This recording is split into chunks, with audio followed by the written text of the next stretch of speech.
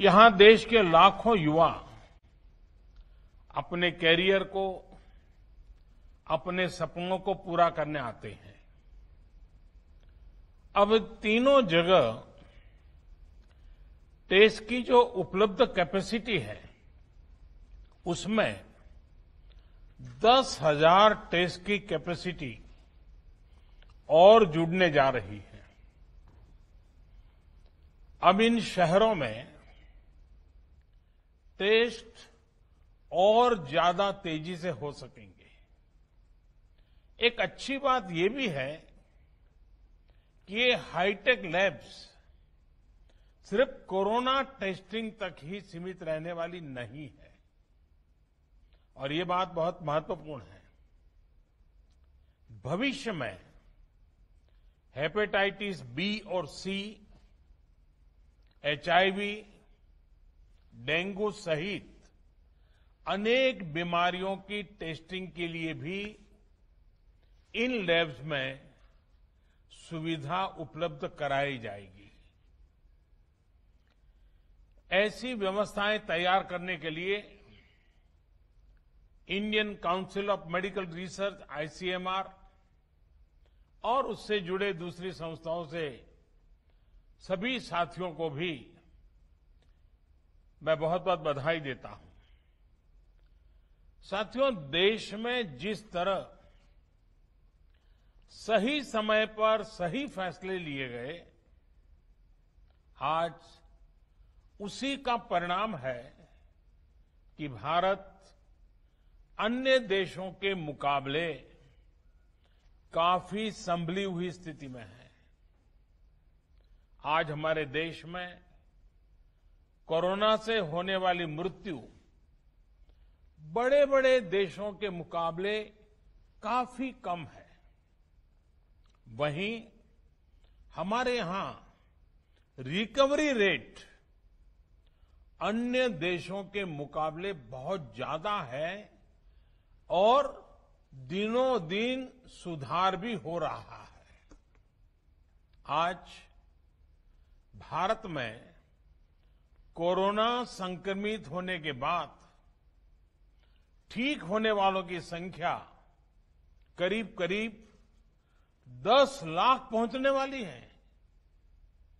साथियों, कोरोना के खिलाफ इस बड़ी और लंबी लड़ाई के लिए सबसे महत्वपूर्ण था कि देश में तेजी के साथ कोरोना स्पेसिफिक हेल्थ इंफ्रास्ट्रक्चर का निर्माण हो।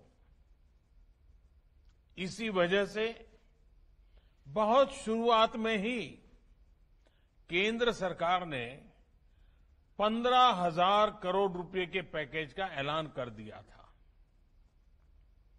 आइसोलेशन सेंटर हो, कोविड स्पेशल हॉस्पिटल हो, टेस्टिंग, ट्रेसिंग और ट्रैकिंग से जुड़ा नेटवर्क हो, भारत ने बहुत ही तेज गति से अपनी क्षमताओं का विस्तार किया। आज भारत में 11,000 से ज्यादा कोविड फैसिलिटीज हैं, 11 लाख से ज्यादा आइसोलेशन बेड्स हैं। साथियों, जनवरी में हमारे पास कोरोना के टेस्ट के लिए जहां मात्र एक सेंटर था, आज करीब 1300 लैब्स पूरे देश में काम कर रही है। आज भारत में 5 लाख से ज्यादा टेस्ट हर रोज हो रहे हैं और आने वाले हफ्तों में इसको 10 लाख प्रतिदिन करने की कोशिश हो रही है।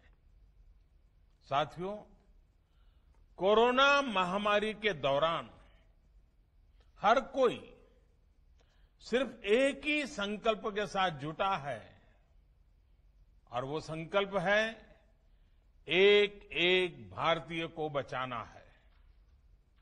इस संकल्प ने भारत को हैरतअंगेज परिणाम दिए हैं। विशेषकर पीपीई, मास्क और टेस्ट किट्स को लेकर भारत ने जो किया वो सचमुच में ये एक बहुत बड़ी सक्सेस स्टोरी है।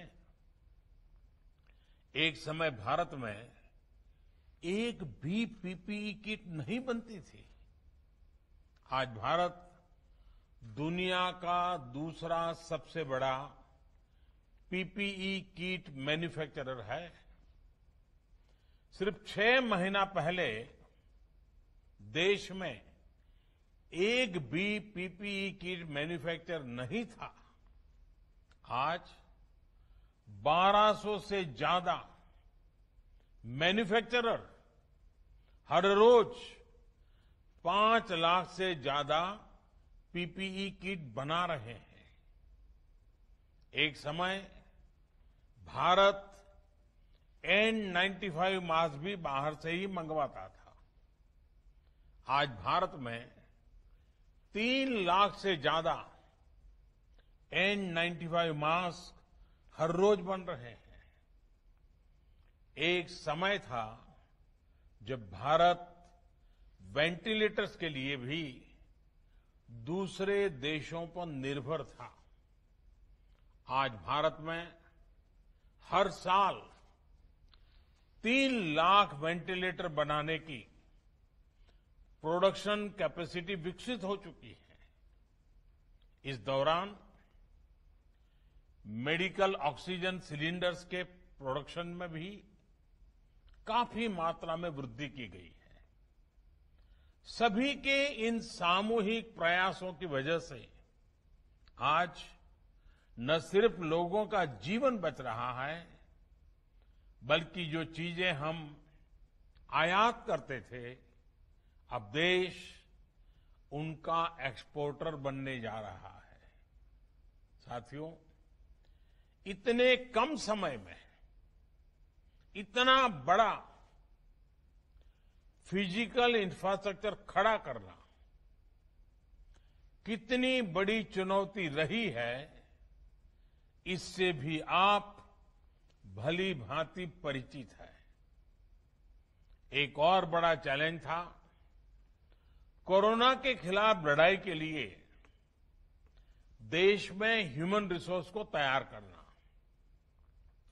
जितने कम समय में हमारे पैरामेडिक्स, आशा वर्कर्स, एएनएम, आंगनवाड़ी और दूसरे हेल्थ और सिविल वर्कर्स को ट्रेन किया गया, वो भी अभूतपूर्व है। आज अगर भारत की कोरोना से लड़ाई को देखकर दुनिया अचंभित है, बड़ी बड़ी आशंकाएं गलत साबित हो रही हैं, तो उसका एक बड़ा कारण हमारे ये फुट सोल्जर भी है।